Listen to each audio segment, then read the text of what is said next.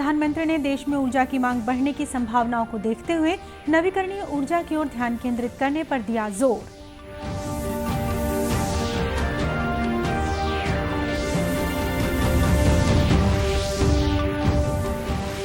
दिव्यांगजन राज्य स्तरीय सम्मान समारोह में निःशक्तजनों के कल्याण के लिए कार्य करने वाली संस्थाओं और व्यक्तियों को किया गया पुरस्कृत।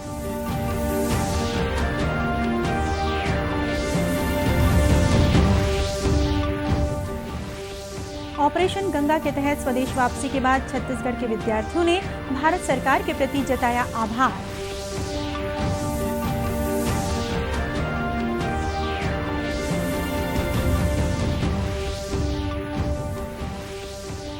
और राजनांदगांव के माओवादी हमले में शहीद पुलिसकर्मियों की स्मृति में आयोजित शहीद कप क्रिकेट प्रतियोगिता का हुआ समापन।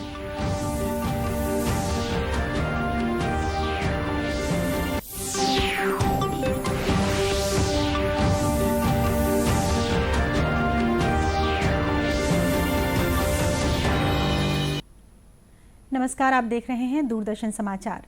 मैं हूं शीतला शुक्ला। अब समाचार विस्तार से। प्रधानमंत्री नरेंद्र मोदी ने कहा है कि भारत का स्पष्ट दृष्टिकोण है कि दीर्घकालिक विकास सतत ऊर्जा स्रोतों से ही संभव है। दीर्घकालिक विकास के लिए ऊर्जा की भूमिका विषय पर आयोजित वेबिनार को संबोधित करते हुए उन्होंने कहा कि आने वाले वर्षों में देश में ऊर्जा की मांग में वृद्धि होगी, इसलिए हमें नवीकरणीय ऊर्जा की ओर ध्यान केंद्रित करना चाहिए। प्रधानमंत्री ने कहा कि सतत विकास के लिए ऊर्जा का आज का विषय न केवल हमारे पारंपरिक ज्ञान से प्रेरित है, बल्कि ये देश के भविष्य का भी नेतृत्व करेगा। प्रधानमंत्री ने कहा कि वे जलवायु परिवर्तन पर संयुक्त राष्ट्र के 26वें सम्मेलन के नेट जीरो लक्ष्य को प्राप्त करने को चुनौती नहीं, बल्कि अवसर के रूप में देखते हैं। श्री मोदी ने कहा कि देश ने वर्ष 2030 तक अपनी ऊर्जा जरूरतों का 50% गैर जीवाश्म ईंधनों से प्राप्ति करने का लक्ष्य निर्धारित किया है तथा ये और अधिक टिकाऊ पद्धतियों की दिशा में बढ़ने का अवसर है। प्रधानमंत्री ने कहा कि हाइड्रोजन पारिस्थितिकी तंत्र के निर्माण पर ध्यान देने की जरूरत है, जिसमें निजी क्षेत्र महत्वपूर्ण भूमिका निभा सकता है। श्री मोदी ने कहा कि केंद्रीय बजट 2022-23 में बैटरी बदलने की नीति पर विशेष ध्यान दिया गया है ताकि ऊर्जा दक्षता क्षमताओं में वृद्धि हो सके।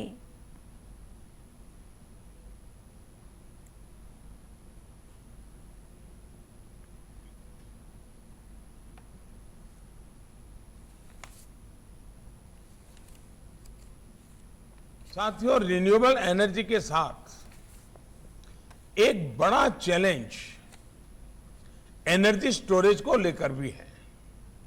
इसके लिए भी सॉल्यूशन तलाशने के लिए बजट में स्टोरेज कैपेसिटी में ग्रोथ को बनाए रखने वाली बड़ी प्रायोरिटी दी गई है। इस वर्ष के बजट में बैटरी स्वैपिंग पॉलिसी और इंटर ऑपरेटिबिलिटी स्टैंडर्ड्स के बारे में प्रोविजन किए गए हैं।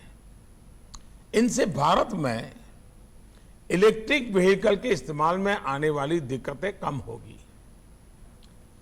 प्लग इन चार्जिंग में ज्यादा समय और ज्यादा कीमत लगती है, क्योंकि इलेक्ट्रिक व्हीकल की कीमत में 40-50% बैटरी की कीमत होती है। इसलिए स्वैपिंग से इलेक्ट्रिक व्हीकल की अपफ्रंट कॉस्ट कम हो जाएगी।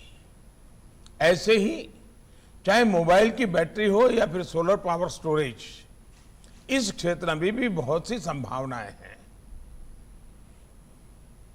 श्री मोदी ने कहा कि हर परिवार में अपना सोलर ट्री होना चाहिए, जिससे घर में 15% तक बिजली की बचत की जा सके। उन्होंने कहा कि यह न केवल एक अद्भुत उपाय है, बल्कि पर्यावरण अनुकूल भी है। उन्होंने कहा कि देश में ऐसे एयर कंडीशनर, हीटर, गीजर और इस तरह के उत्पाद बनाने की जरूरत है जिससे ऊर्जा की और अधिक बचत हो। समाज कल्याण विभाग द्वारा आज रायपुर के माना कैंप में दिव्यांगजन राज्य स्तरीय सम्मान समारोह का आयोजन किया गया। कार्यक्रम में समाज कल्याण मंत्री अनिला भेड़िया सहित अन्य विशिष्ट अतिथि उपस्थित थे। इस मौके पर दिव्यांग कल्याण के क्षेत्र में उल्लेखनीय कार्य करने के लिए सर्वोत्तम नियोक्ता, स्वैच्छिक संस्थाओं सहित 4 सर्वोत्तम दिव्यांग कर्मचारियों को सम्मानित किया गया। इस वर्ष निःशक्तजन के कल्याण के क्षेत्र में उत्कृष्ट कार्य के लिए जांजगीर चांपा जिले को सर्वोत्तम जिला चुना गया। कार्यक्रम में दिव्यांगजनों को अत्याधुनिक कृत्रिम अंग, सहायक उपकरण और विभागीय योजनाओं से भी लाभान्वित किया गया। इस मौके पर समाज कल्याण मंत्री श्रीमती भेड़िया ने कहा कि दिव्यांगों के हित में बेहतर कार्य करने वालों को पुरस्कृत करने से उनका मनोबल बढ़ता है।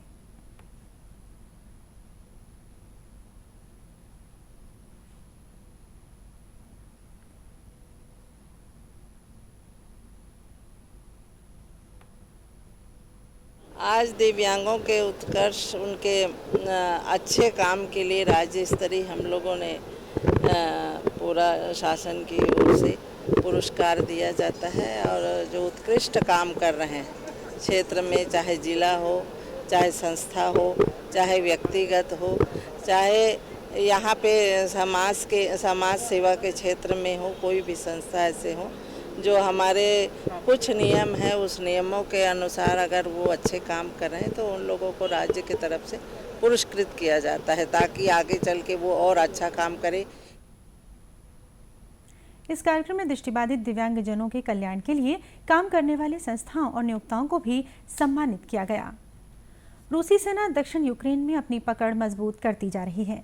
बमबारी बढ़ने से मानवीय संकट और गहरा गया है। यूक्रेन के जपोरिशिया परमाणु संयंत्र के बाहर एक प्रशिक्षण केंद्र में बमबारी के कारण आग लगने की खबर है। संयंत्र के एक प्रवक्ता ने बताया कि रेडिएशन स्तर में कोई बदलाव नहीं हुआ है। यूक्रेन के अधिकारियों ने कहा कि परमाणु संयंत्र सुरक्षित है और इसे कोई नुकसान नहीं पहुंचा है। इस बीच ऑपरेशन गंगा के तहत विशेष यात्री विमानों से भारतीय विद्यार्थियों को स्वदेश लाया जा रहा है। भारतीय वायुसेना ने बताया कि C-17 ग्लोबमास्टर ने अब तक 7 उड़ानें संचालित की हैं और इनसे 1428 भारतीयों को लाया गया है। इनसे 9 टन 70 क्विंटल राहत सामग्री भी पहुंचाई गई है। यूक्रेन से अब तक छत्तीसगढ़ के 69 विद्यार्थियों की वापसी हो चुकी है। कल राज्य के 30 विद्यार्थी नई दिल्ली लौटे, जहां से उन्हें रायपुर भेजा गया। इन्हीं में से एक छात्र आर्यन सिंह ने बताया कि युद्ध के दौरान उन्हें कई तरह की दिक्कतों का सामना करना पड़ा, लेकिन केंद्र सरकार की मुहिम की वजह से वे सकुशल लौट सके। खाने पीने की इत्यादि में तकलीफें बीच में हुई और साथ ही ये बताना चाहूंगा कि हमारी सारी विमानें रद्द कर दी गई थी हमारे रहने वाले स्थान से, क्योंकि एयरबेस बंद कर दिया गया था। फिर हम ट्रेन मार्ग से, हमारे लिए ट्रेन की व्यवस्था की गई हमारी यूनिवर्सिटी के द्वारा भारतीय छात्रों के लिए खासकर, और हमें उस ट्रेन मार्ग से 32 घंटों का वह सफर जहां पे हमें खाने पीने के लिए कुछ खासा व्यवस्था नहीं थी, सिर्फ हमें पानी और गर्म पानी दिया था। तो हमने जो अपने साथ में चावल इत्यादि हमने जो भी खाने की वस्तु स्वयं ले गई थी, उसी के सहारे हम मॉस्को तक पहुंचे। यहाँ पर भारत सरकार की खासी बात ये हम ध्यान देना चाहें कि भारत की जो आज स्थिति बन गई है विश्व में, खासकर रूस का जो उनकी मित्रता है, उससे कारण जो ट्रेन में अन्य रूसी भाई बंधु थे उन्होंने हमारी बहुत सहायता करी, हमें कुछ खाने की वस्तुएं भी दी, हमें सोने रहने में बिल्कुल मदद की, हमें चीजें बताई। जब वतन वापसी बहुत साफ सुथरे तरीके से और सकुशल किए हैं, इसके लिए मैं भारत सरकार का कोटि कोटि धन्यवाद करना चाहूंगा। जय हिंद। नई दिल्ली के छत्तीसगढ़ भवन में यूक्रेन से लौटने वाले राज्य के विद्यार्थियों के लिए सहायता केंद्र स्थापित किया गया है। जगदलपुर स्थित शहीद महेंद्र कर्मा विश्वविद्यालय में तृतीय दीक्षांत समारोह कल आयोजित किया जाएगा। इस मौके पर 2 शिक्षा सत्र के 95 विद्यार्थियों को स्वर्ण पदक प्रदान किए जाएंगे। समारोह की मुख्य अतिथि राज्यपाल अनुसुईया उइके होंगी। वहीं मुख्य वक्ता के रूप में पटना विश्वविद्यालय के पूर्व कुलपति अरुण कुमार सिन्हा मौजूद रहेंगे। मीडिया से चर्चा करते हुए विश्वविद्यालय के कुलपति प्रोफेसर SK सिंह ने बताया कि कोविड संकट के चलते बीते 2 वर्ष तक दीक्षांत समारोह आयोजित नहीं किया जा सका था। उन्होंने बताया कि कल दोपहर 12 बजे से दीक्षांत समारोह शुरू होगा। 95 गोल्ड मेडल प्रदान किए जाने हैं छात्र छात्राओं को, जिसमें 2019-20 में 42 गोल्ड मेडल और 5 दानदाताओं के गोल्ड मेडल तथा 2020-21 में 43 गोल्ड मेडल और 5 दानदाताओं के गोल्ड मेडल प्रदान किए जाने हैं। इस प्रकार से कुल 95 दानदाताओं और ये विश्वविद्यालय का गोल्ड मेडल मिलाकर के छात्र छात्राओं को दिया जाएगा। दीक्षांत समारोह में विशिष्ट अतिथि के तौर पर उच्च शिक्षा मंत्री उमेश पटेल, आबकारी मंत्री कवासी लखमा, सांसद दीपक बैच और मोहन मंडावी के साथ अन्य गणमान्य लोग मौजूद रहेंगे। दुर्ग धमधा रोड पर बीती देर रात हुई एक सड़क दुर्घटना में 4 लोगों की मौत हो गई। मिली जानकारी के अनुसार ट्रक और बाइक के बीच आपस में भिड़ंत हो गई। ये भिड़ंत इतनी जबरदस्त थी कि बाइक सवार और ट्रक दोनों ही फ्लाईओवर से नीचे गिर गए। ट्रक करीबन 15 से 20 मीटर तक रेलिंग तोड़ते हुए ओवरब्रिज के नीचे खड़े पिकअप वाहन के ऊपर जा गिरा। घटना में मोटरसाइकिल सवार 3 युवकों की घटनास्थल पर ही मौत हो गई थी। दुर्ग के सीएसपी जितेंद्र यादव ने इस घटना के बारे में बताया।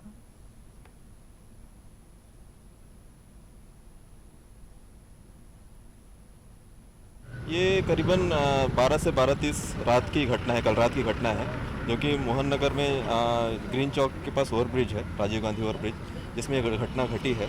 धमधा की तरफ से आते हुए एक ट्रक ने 3 लोग बाइक में थे सवार, उन पर एक्सीडेंट हुआ है और मौके पर ही चारों की मौत हो गई।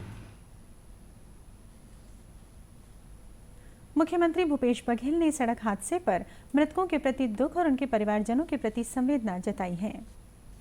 राजनांदगांव के कुरकोटी माओवादी हमले में शहीद हुए पूर्व पुलिस अधीक्षक विनोद चौबे सहित 29 जवानों की शहादत की स्मृति में आयोजित शहीद कप क्रिकेट प्रतियोगिता का कल समापन हुआ। राजनांदगांव में हुए समापन कार्यक्रम में दुर्ग रेंज के आईजी ओपी पॉल ने विजेता और उपविजेता टीमों तथा खिलाड़ियों को पुरस्कार वितरित किए। इस अवसर पर जिला कलेक्टर तारण प्रकाश सिन्हा और पुलिस अधीक्षक संतोष सिंह भी उपस्थित थे। इस मौके पर श्री पाल ने कहा कि पुलिस विभाग ने इस आयोजन के माध्यम से शहीदों को सच्ची श्रद्धांजलि दी है। एसपी राजनांदगांव संतोष सिंह साहब और उनकी जो टीम है पुलिस लाइन की और दूसरे पुलिस अधिकारियों की, उन्होंने एक बहुत भव्य आयोजन किया। लगभग 10 दिन से टूर्नामेंट चल रहा था। बहुत बेहतरीन तरीके से ग्राउंड प्रिपेयर किया गया और एक बहुत अच्छे माहौल में, स्वस्थ प्रतिस्पर्धा के माहौल में ये टूर्नामेंट संपादित हुआ है। इस तरह के टूर्नामेंट किए जाने से पुलिस के बीच में आपस में एक तरफ जहाँ हेल्दी कंपटीशन डेवलप होता है, वहीं आपस में सामंजस्य बढ़ता है, टीम भावना बढ़ती है और निश्चित तौर पर इस तरीके के आयोजन स्पोर्ट्स के वो पुलिस की एफिशिएंसी को बढ़ाने के लिए कारगर होते हैं। राजनांदगांव के रक्षित आरक्षित केंद्र में आयोजित इस क्रिकेट प्रतियोगिता में दुर्ग कवर्धा सहित राजनांदगांव पुलिस विभाग की टीमें शामिल हुईं। इस स्पर्धा में महिला टीमों ने भी क्रिकेट खेल में अपना दमखम दिखाया और कई पदक अपने नाम किए। 10 दिनों तक चले शहीद कप टूर्नामेंट का फाइनल जिला पुलिस बल और पीटीएस के मध्य खेला गया, जहां अपने उत्कृष्ट खेल का प्रदर्शन करते हुए जिला पुलिस बल राजनांदगांव ने खिताब पर कब्जा जमाया। जिला पुलिस बल ने 17 रन से पीटीएस को पराजित किया। अब कुछ खबरें जिलों से। रायगढ़ जिले के सारंगढ़ में राज्य स्तरीय टेनिस बॉल क्रिकेट प्रतियोगिता का आयोजन किया गया। इस स्पर्धा में छत्तीसगढ़ के अलावा अन्य राज्यों की टीमें भी शामिल हुईं। ओडिशा के संबलपुर की टीम इस स्पर्धा की विजेता रही। समापन समारोह में खेल और युवा कल्याण मंत्री उमेश पटेल ने विजेता, उपविजेता टीम और उत्कृष्ट खिलाड़ियों को पुरस्कृत किया। इस स्पर्धा का आयोजन सारंगढ़ के खेल भाटा स्टेडियम में हुआ।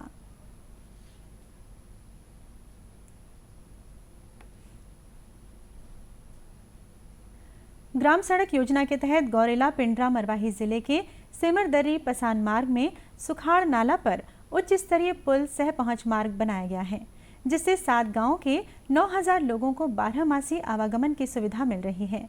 यहां पुल बन जाने से मरवाही से पसान की दूरी 10 किलोमीटर तक कम हो गई है।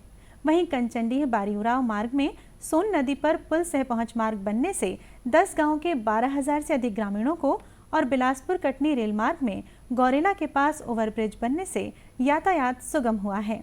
ये ओवरब्रिज करीब 76 करोड़ रुपए की लागत से बनाया गया है, जिससे अब रेलवे क्रॉसिंग पर आवागमन बाधित नहीं होगा और यातायात सुचारू रूप से जारी रहेगा। जगदलपुर स्थित विश्व प्रसिद्ध चित्रकूट जलप्रपात के तट पर आयोजित चित्रकूट महोत्सव का कल समापन हुआ। 3 दिवसीय महोत्सव के समापन कार्यक्रम के मुख्य अतिथि सांसद दीपक बैज थे। इस महोत्सव का आयोजन बस्तर की संस्कृति के संरक्षण और संवर्धन के लिए किया जाता है। महाशिवरात्रि के मौके पर शुरू हुए चित्रकूट महोत्सव स्थल पर मेला भी लगाया गया, जहां ग्रामीण अंचलों की महिलाओं ने स्टॉल लगाकर अपने उत्पादों की बिक्री की।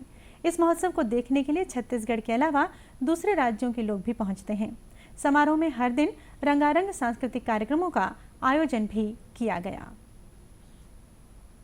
इसी के साथ ये समाचार बुलेटिन समाप्त हुआ। नमस्कार।